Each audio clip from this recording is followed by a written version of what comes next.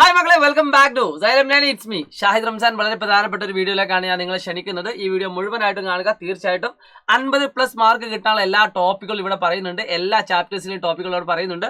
So ഞാൻ കൂടുതൽ വലിച്ചു നീട്ടുന്നില്ല. നിങ്ങൾക്കറിയാം, നിങ്ങളുടെ എക്സാം +1 എക്സാമിന് വേണ്ടി വെയിറ്റ് ചെയ്യാണ്. ഇതുപോലെ തന്നെ നിങ്ങൾ ഇംപ്രൂവ്മെന്റ് എക്സാം എന്ന കുട്ടികളുണ്ടാകും. തീർച്ചയായിട്ടും വീഡിയോ മുഴുവനും കണ്ടതിന് ശേഷം നിങ്ങൾ കമന്റ് ചെയ്യുക. എത്രത്തോളം നിങ്ങൾ പഠിച്ചു നോക്കുക. അപ്പം ഇത്രയും കാര്യങ്ങളാണ് മെയിൻ ആയിട്ട് പഠിക്കേണ്ടത് എന്ന് കരുതി ഈ ടോപ്പിക്ക് മാത്രം പഠിച്ചു പോയിട്ട് ഒരു കാര്യമില്ല. അതും കൂടി ഞാൻ ഓർമ്മിപ്പിക്കുകയാണ്. ഇത് എന്തായാലും പഠിച്ചെന്ന് ഉറപ്പ് വരുത്തുക. അതിന്റെ അഡീഷണൽ കാര്യം കൂടി നിങ്ങൾ എന്താക്കുക, പഠിക്കുക. അതാണ് എനിക്ക് പറയാനുള്ളത്. ഇതെന്തായാലും പഠിക്കേണ്ട ടോപ്പിക്കാണ്. ഇത് പഠിക്കാതെ നിങ്ങൾ എക്സാമിൽ പോകരുത്. ഓക്കെ.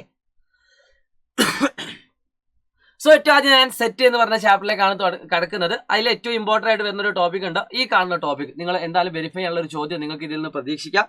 അതേപോലെ തന്നെ നിങ്ങൾക്കൊരു റോസ്റ്റർ ഫോം തന്നുകൊണ്ട് സെറ്റ് ബിൽഡർ ഫോം തന്നുകൊണ്ട് റോസ്റ്റർ ഫോമിലേക്ക് എഴുതാനും, പിന്നെ അതേപോലെ നമ്പർ ഓഫ് സബ്സെറ്റ് എന്നോ അല്ലെങ്കിൽ ചിലപ്പോൾ നമ്പർ ഓഫ് റിലേഷൻ എന്നോ രണ്ടാമത്തെ ചാപ്റ്ററായിട്ട് ബന്ധപ്പെട്ട് വരാം. നമ്പർ ഓഫ് ആ രീതിയിലൊരു ചോദ്യം, 1 മാർക്കിന്റെ ചോദ്യം നിങ്ങൾക്ക് പ്രതീക്ഷിക്കാം. ഓക്കെ. ഇവിടെ നമ്പർ ഓഫ് സബ്സെറ്റ് ആണ് ചോദിച്ചത്, നിങ്ങൾക്ക് അറിയാമെന്ന് വിചാരിക്കുന്നു. അപ്പോൾ ഈ കാണുന്ന ചോദ്യം വളരെ ഇമ്പോർട്ടൻ്റ് ആണ്. നിങ്ങൾക്കറിയാം, സെറ്റ് എന്ന് പറഞ്ഞ ചാപ്റ്ററിൽ 4 മാർക്ക് നിങ്ങൾക്ക് കിട്ടാൻ ഏകദേശം ഇത്ര കാര്യങ്ങൾ പഠിച്ചാൽ മതിയാവും. പക്ഷേ ഇതല്ലാത്ത കാര്യങ്ങൾ നിങ്ങൾ പഠിച്ചു വെക്കണം. വളരെ ഇമ്പോർട്ടൻ്റ് ആണ്. ഓക്കെ. ഞാൻ പറയുന്നത് ഇത് മിനിമം പഠിച്ചു വെക്കണം എന്നാണ്. നേരെ രണ്ടാമത്തെ ചാപ്റ്റർ എടുക്കുന്നു. റിലേഷൻസ് ആൻഡ് ഫംഗ്ഷൻസ് എന്ന ഏതൊക്കെ രീതിയിലുള്ള ചോദ്യങ്ങളാണ് നിങ്ങൾ എക്സ്പെക്ട് ചെയ്യേണ്ടതെന്നുള്ളതാണ്.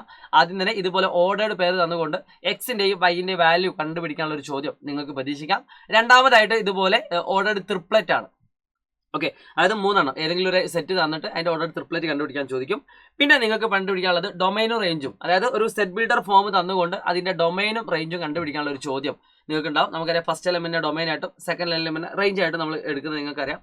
പിന്നെ അതേപോലെ തന്നെ കോഡൊമൈനും ഒന്ന് പഠിച്ചു വെക്കാം. പിന്നെ ഇതുപോലെ ഒരു സെറ്റ് തന്നുകൊണ്ട് അതിൽ ഫംഗ്ഷൻ ആണോ അല്ലയോ എന്ന് ചെക്ക് ചെയ്യാനുള്ള ഒരു മാർക്കിന്റെ ചോദ്യം നിങ്ങൾക്ക് പ്രതീക്ഷിക്കാം. ദെൻ ഞാൻ വീണ്ടും കടക്കുന്നു. വളരെ പ്രധാനപ്പെട്ട ഒരു ടോപ്പിക്കിലേക്കാണ് കടക്കുന്നത്. ഒരു ഫംഗ്ഷൻ തന്നുകൊണ്ട് അതിന്റെ റേഞ്ച് എന്താണ്, അതിന്റെ ഡൊമൈൻ എന്താണ് എന്ന രീതിയിലൊരു ചോദ്യം നിങ്ങൾക്ക് പ്രതീക്ഷിക്കാം കേട്ടോ. എന്തെങ്കിലും ഫംഗ്ഷൻ, ഇപ്പോൾ √9 - ആയിരിക്കാം. ആ രീതിയിൽ ഏതെങ്കിലും ഒരു ചോദ്യം തന്നുകൊണ്ട് ഡൊമൈൻ എന്താണ് അല്ലെങ്കിൽ റേഞ്ച് എന്താണെന്നുള്ള ഒരു ചോദ്യം നിങ്ങൾക്ക് പരീക്ഷയ്ക്ക് പ്രതീക്ഷിക്കാം. തിരിച്ചും ഡൊമൈനും റേഞ്ചും ജസ്റ്റ് ഒരു എക്സാമ്പിൾ കാണിച്ചെന്നുള്ളൂ. ആൻഡ് വളരെ പ്രധാനപ്പെട്ട ഒരു കാര്യമാണ് ഗ്രാഫ് വെച്ചിട്ടൊരു ചോദ്യം എന്തായാലും ഉണ്ടാവും.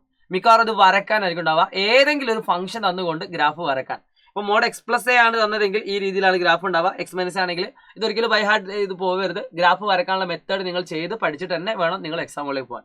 പിന്നെ നിങ്ങൾക്ക് ചോദിക്കാൻ ചാൻസ് ഉള്ള ക്വസ്റ്റ്യൻ എന്ന് വെച്ചാൽ ഇതുപോലൊരു ഫംഗ്ഷൻ തന്നുകൊണ്ട് ഐഡന്റിഫൈ ചെയ്യാൻ ചോദിക്കും. ഗ്രാഫ് ഐഡന്റിഫൈ ചെയ്യാൻ.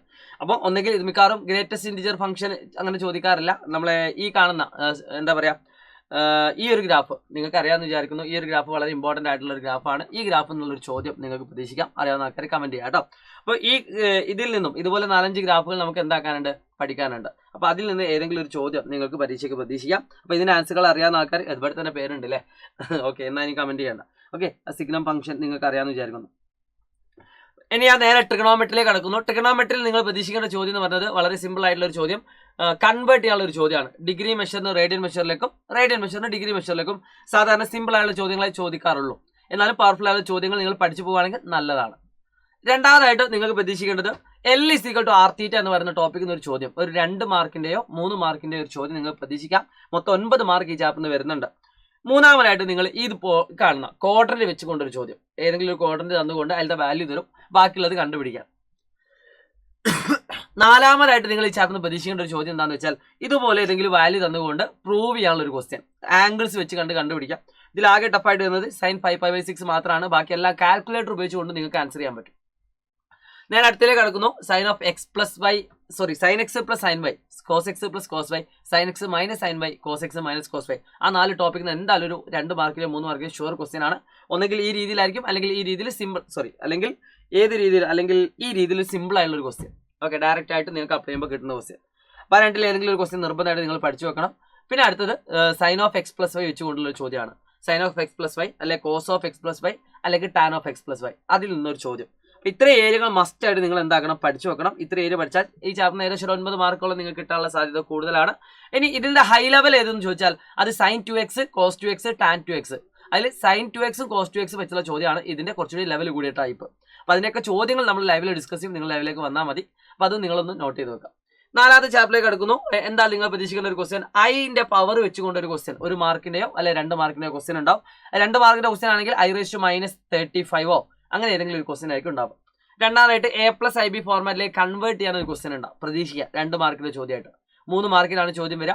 ഇനി ഇൻ കേസ് അതില്ലെങ്കിൽ നിങ്ങൾ പ്രതീക്ഷിക്കേണ്ട ഒരു ക്വസ്റ്റ്യൻ മൾട്ടിപ്ലിക്കേറ്റീവ് ഇൻവേഴ്സ് കാണാൻ ഒരു ക്വസ്റ്റൻ ആയിരിക്കും നിങ്ങളുടെ കോംപ്ലക്സ് നമ്പറിന് നിങ്ങൾക്ക് വരുന്ന ക്വസ്റ്റൻ. അപ്പോൾ ഈ 3 ക്വസ്റ്റൻ നിങ്ങൾ അടിപൊളിയായിട്ട് പഠിക്കുക. അതിന്റെ പല വേർഷൻസ് ഉണ്ട് കേട്ടോ. A+IB ഫോർമാറ്റിൽ കൺവേർട്ട് ചെയ്യാൻ ടഫുള്ള ക്വസ്റ്റൻസ് ഉണ്ട്, നിങ്ങൾ പ്രാക്ടീസ് ചെയ്യാം.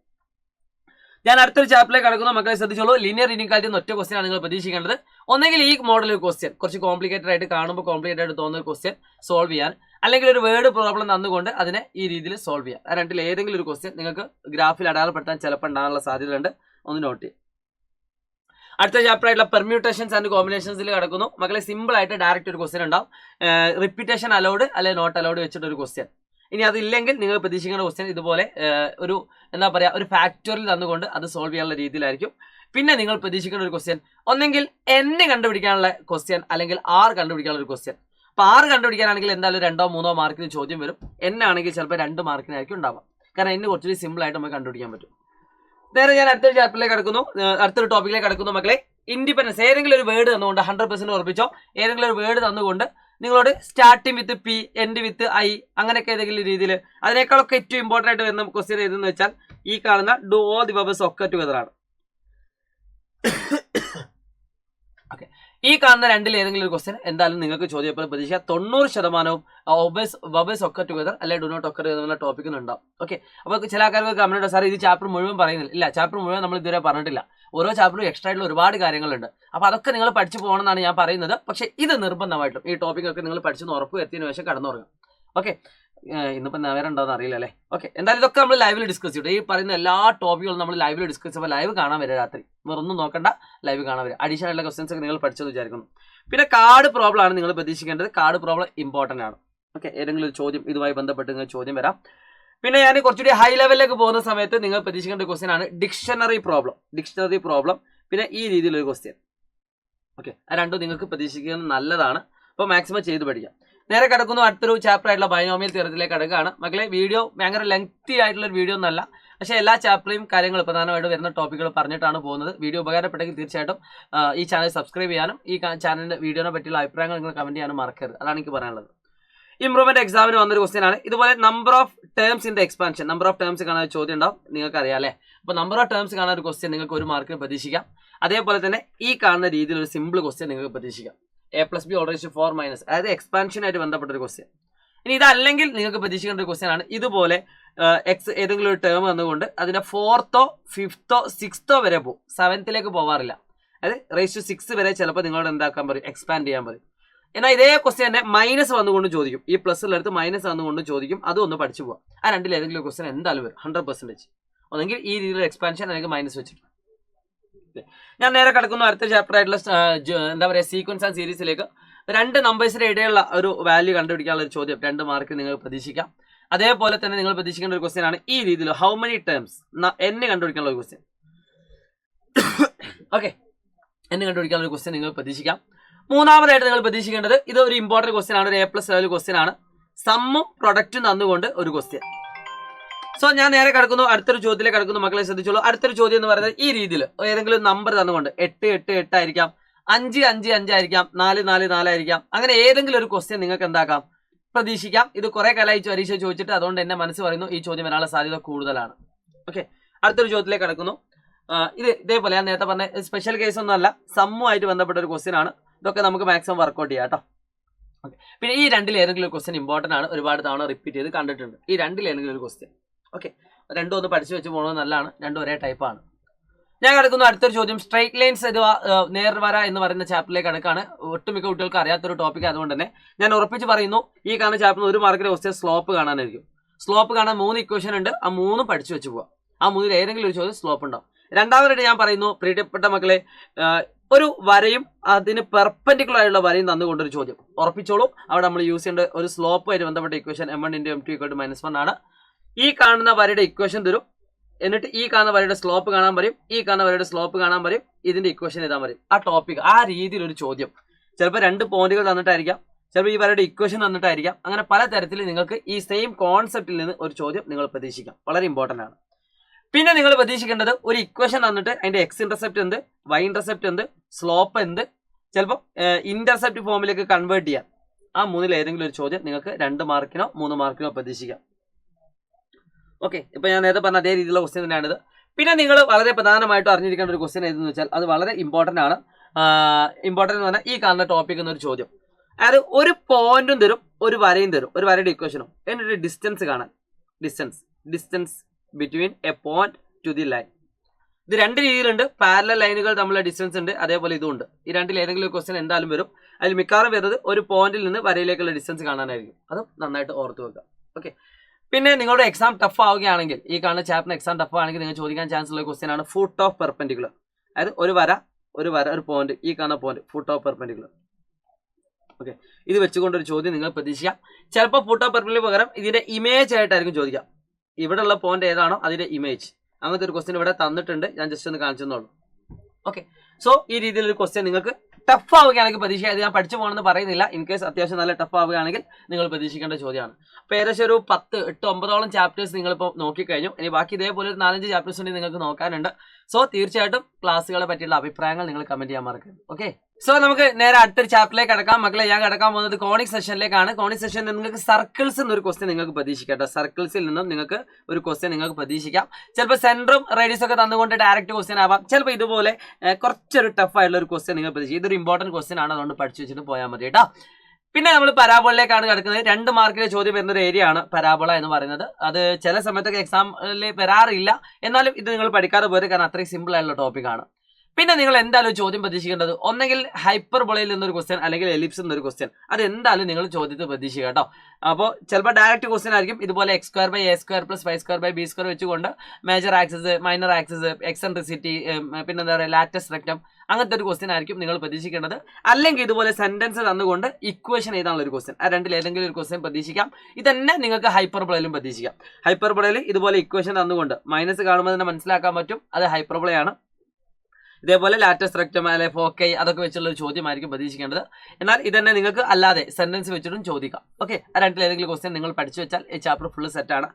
മക്കളെ, അടുത്തൊരു കാര്യം ശ്രദ്ധിക്കേണ്ടത് 3 ഡയമെൻഷണൽ ജോമെട്രി ആണ്. അതിൽ നിങ്ങൾ പ്രതീക്ഷിക്കേണ്ട ഒരു ക്വസ്റ്റ്യൻ ഇതുപോലെ ഒരു ചിത്രം തന്നുകൊണ്ട് ഓരോ ഒക്ടന്റുകൾക്ക് അനുസരിച്ച് അതിന്റെ വേർട്ടീസസുകൾ എഴുതാണ്ടാവും. ഇതിപ്പോൾ ഫസ്റ്റ് ഒക്ടന്റ് ആണ്. അപ്പോൾ അതിൽ ഫസ്റ്റ് ഒക്ടന്റിൽ എല്ലാം പോസിറ്റീവ് ആണ്. അപ്പോൾ ഏത് ഒക്ടന്റ് ആണോ വരുന്നത് അതിനനുസരിച്ച് ആ കാണുന്ന പോയിന്റ്സിന്റെ എല്ലാം ഒരു കോർഡിനേറ്റ് ചെയ്താലുള്ള ഒരു ചോദ്യം നിങ്ങൾക്ക് പ്രതീക്ഷിക്കാം. പിന്നെ ഫൈൻഡ് ഡിസ്റ്റൻസ് ഓഫ് PQന്റെ ഡിസ്റ്റൻസ് എത്ര എന്നുള്ള രീതിയിൽ ഒരു ക്വസ്റ്റ്യൻ നിങ്ങൾക്ക് പ്രതീക്ഷിക്കാം. സിമ്പിൾ ക്വസ്റ്റ്യൻ ആണ്, എന്നാൽ ഐഡിയ ഉണ്ടെങ്കിൽ ആ ഉത്തരം കിട്ടുള്ളൂ. രണ്ടാമതായിട്ട് നിങ്ങൾ പ്രതീക്ഷിക്കേണ്ട ക്വസ്റ്റ്യൻ ഇതുപോലെ ഏതെങ്കിലും കട്ട് വൈ കോർഡിനേറ്റ് ഒരു മാർക്കിന്റെ ക്വസ്റ്റ്യൻ, സിമ്പിൾ ക്വസ്റ്റ്യൻ. ഓക്കെ, അത് അത്ര ഇമ്പോർട്ടൻ്റ് ആയിട്ട് പറയുന്നില്ല എങ്കിലും ഒരു മാർക്കിന്റെ ക്വസ്റ്റ്യൻ നിങ്ങൾക്ക് ഇത് പ്രതീക്ഷിക്കാം. പിന്നെ നിങ്ങൾക്ക് ഇതുപോലെ 3 പോയിന്റ് തന്നുകൊണ്ട് അത് എന്താണ് റൈറ്റ് ട്രയാങ്കിൾ ആണ്, ഡിസ്റ്റൻസ് ഫോർമുല യൂസ് ചെയ്തുകൊണ്ട് ഒരു ക്വസ്റ്റ്യൻ. അതിനാണ് ഏറ്റവും കൂടുതൽ ചാൻസ് ഉള്ളത്. റൈറ്റ് ട്രയാങ്കിൾ ആണോ, ഈക്വലാറ്റർ ട്രയാങ്കിൾ ആണോ, ഐസോസെൽസ് ട്രയാങ്കിൾ ആണോ. ഇനി അതല്ല എങ്കിൽ നിങ്ങൾക്ക് വരാൻ ചാൻസ് ഉള്ളത് find A point on X axis which is EQ distance from the 2 points. 2 point തന്നിട്ട് അതിൽ നിന്ന് EQ ഡിസ്റ്റൻസിലുള്ള എക്സ് ആക്സിലെ കോർഡിനേറ്റ് അല്ലെങ്കിൽ Y ആക്സിലെ കോർഡിനേറ്റ്, അങ്ങനെ ഏതെങ്കിലും ഒരു ക്വസ്റ്റ്യൻ നിങ്ങൾക്ക് പ്രതീക്ഷിക്കാം കേട്ടോ. പിന്നെ ഞാൻ കിടക്കുന്നത് മറ്റെവിടേക്കുമല്ല, ലിമിറ്റ്സ് ആൻഡ് ഡെറിവേറ്റീവിലേക്കാണ്. മക്കളെ, ഈ 3-ൽ ഏതെങ്കിലും 1-2 ക്വസ്റ്റ്യൻ എന്തായാലും വരും. ഓക്കെ, ഒന്ന് ഡയറക്റ്റ് കൊടുക്കാനുള്ളത്, ഒന്ന് ഡയറക്റ്റ് കൊടുത്താൽ കിട്ടാത്ത ഫാക്ടറൈസേഷൻ ചെയ്തുകൊണ്ട് ചെയ്യേണ്ട ക്വസ്റ്റ്യന്. മൂന്നാമത്തത് sin AX divide by A അല്ലെങ്കിൽ sin x/x ആ ഒരു ഇക്വേഷൻ വെച്ചുകൊണ്ടുള്ള ഒരു ക്വസ്റ്റ്യൻ. ആ 3-ൽ ഏതെങ്കിലും 1-2 ക്വസ്റ്റ്യൻ എന്തായാലും നിങ്ങളുടെ ചോദ്യപ്പേപ്പറിൽ ഫസ്റ്റ് തന്നെ ഉണ്ടാവും. ആദ്യത്തെ 6 മാർക്കിന്റെ ചോദ്യം അല്ലെങ്കിൽ ആദ്യത്തെ 4 മാർക്കിന്റെ ചോദ്യം ഈ ടോപ്പിക്കിൽ നിന്നായിരിക്കും. രണ്ടാമതായിട്ട് നിങ്ങൾ പ്രതീക്ഷിക്കേണ്ടത് ഒരു ഫസ്റ്റ് ഡെറിവേറ്റീവ് വെച്ചുള്ള ഒരു ക്വസ്റ്റ്യൻ എന്തായാലും പ്രതീക്ഷിക്കാം. ചിലപ്പോൾ ഒരു പോളിനോമിയൽ, സിമ്പിൾ ആയിട്ടുള്ള ഏതെങ്കിലും പോളിനോമിയൽ തന്നുകൊണ്ട് ഡെറിവേറ്റീവ് കാണാം ബൈ യൂസിങ് ഫസ്റ്റ് പ്രിൻസിപ്പിൾ. അല്ലെങ്കിൽ നിങ്ങൾ ഏറ്റവും കൂടുതൽ ചാൻസ് ഉള്ളത് sin x, cos x, tan x, ഈ 3 എണ്ണം, സൈന്, കോസ് ആൻഡ് ടാൻ. അതിന്റെ മനസ്സ് പറയുന്നത് cos x ചോദിക്കാനുള്ള ചാൻസ് ആണ്. പക്ഷേ അത് ഉറപ്പിക്കേണ്ട, അതെന്നെ വരണം എന്നൊരു നിർബന്ധമില്ല. cos x വരാം, എന്നാൽ sin x ഉം tan x ഉം പഠിച്ചിട്ട് തന്നെ നിങ്ങൾ മുന്നോട്ട് പോകണം കേട്ടോ. ഓക്കെ, ആ 3-ൽ എന്തായാലും ഏതെങ്കിലും ഒരു ക്വസ്റ്റ്യൻ നിങ്ങൾക്ക് പ്രതീക്ഷിക്കാം. അത് ഏകദേശം 90% സാധ്യതയുള്ള ക്വസ്റ്റ്യൻ ആണ്. പിന്നെ ലാസ്റ്റ് ആൻഡ് ഫൈനൽ ഏതെങ്കിലും ഒരു ക്വസ്റ്റ്യൻ ഉണ്ടാവും. അതായത് ഈ കാണുന്ന ഫോർമുലാസ് നിങ്ങൾ പഠിച്ചിട്ട് തന്നെ പോകാം. ഈ കാണുന്ന ഫോർമുലാസ് വെരി ഇമ്പോർട്ടൻ്റ് ആണ്. അതിൽ ഏറ്റവും ഇമ്പോർട്ടൻ്റ് എന്ന് കാണിക്കുന്ന ഈ കാണുന്ന ഇക്വേഷൻസ് ഒക്കെ നിങ്ങൾ എന്തായാലും പഠിക്കണം. അല്ലാതെ നിങ്ങൾ പരീക്ഷയിൽ പോകരുത്, കോപ്പി എടുക്കരുത്. ഓക്കെ, ഇതും പഠിച്ചു വെക്കാം. ഓക്കെ, സോ മക്കളെ, ഇതിൽ നിന്നും നിങ്ങൾക്ക് പരീക്ഷയ്ക്ക് വരുന്ന 2 രീതിയുണ്ട്. ഒന്നെങ്കിൽ ഒരു U/V ഫോർമാറ്റിലൊരു ക്വസ്റ്റ്യൻ, അതെന്തായാലും ഇതിന് ഏറ്റവും കൂടുതൽ ചാൻസ് ഉണ്ട്. നിങ്ങൾക്കറിയാം അടിയിൽ V² V × U' - U × V', ഈ ഇക്വേഷൻ നിങ്ങൾ നിർബന്ധമായിട്ട് പഠിക്കാം. അല്ലെങ്കിൽ നിങ്ങൾക്ക് പിന്നെ ചാൻസ് ഉള്ളത് ഈ കാണുന്ന രീതിയിൽ ഒരു മൾട്ടിപ്ലിക്കേഷൻ വെച്ചിട്ടുള്ള ഒരു ക്വസ്റ്റ്യൻ ആണ്. First function derivative of second UV, അത് first function derivative second plus second function derivative U. ഈ 2 ഏതെങ്കിലും ക്വസ്റ്റ്യൻ എന്തായാലും വരും കേട്ടോ. ഒരു 3 മാർക്കിന്റെ ക്വസ്റ്റ്യൻ ഞാൻ ഈ പറയുന്ന ടോപ്പിക്കിൽ നിന്ന്, ഒരു 2 മാർക്കിന്റെ ക്വസ്റ്റ്യൻ നമുക്ക്, അല്ലെങ്കിൽ 3 മാർക്കിന്റെ ക്വസ്റ്റ്യൻ ഏത് ടോപ്പിക്കിൽ നിന്ന്, നമ്മൾ ഫസ്റ്റ് പ്രിൻസിപ്പിൾ, പിന്നെ ഒരു 2 മാർക്കിലെ ക്വസ്റ്റ്യൻ നമ്മൾ ആദ്യം പറഞ്ഞ ആ 3 ഏറ്റവും കൂടുതൽ ലിമിറ്റ്സ് ആൻഡ് ഡെറിവേറ്റീവ് ചോദ്യം വരാം. So just wait for that.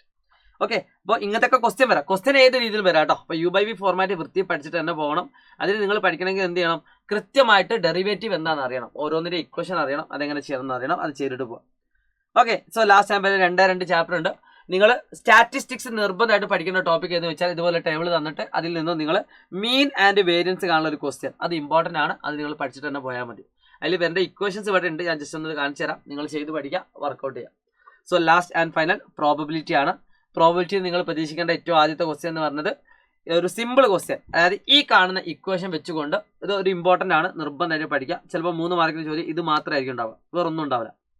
Okay, ഇനി ഈ ടോപ്പിക്കിന് ടഫ് ആവുകയാണെങ്കിൽ നിങ്ങൾക്ക് ചോദിക്കാൻ ചാൻസ് ഏറ്റവും കൂടുതലുള്ളത് പെർമ്യൂട്ടേഷൻ ആൻഡ് കോമ്പിനേഷൻ ബേസ് ചെയ്തുകൊണ്ട് കാർഡ് പ്രോബ്ലം ആയിട്ട് ബന്ധപ്പെട്ട ഒരു ക്വസ്റ്റ്യൻ ആയിരിക്കും. അത് അത്യാവശ്യം ടഫായിട്ട് നിങ്ങൾക്ക് വരാം, സാധ്യതയുള്ളൊരു ടോപ്പിക്കാണ്.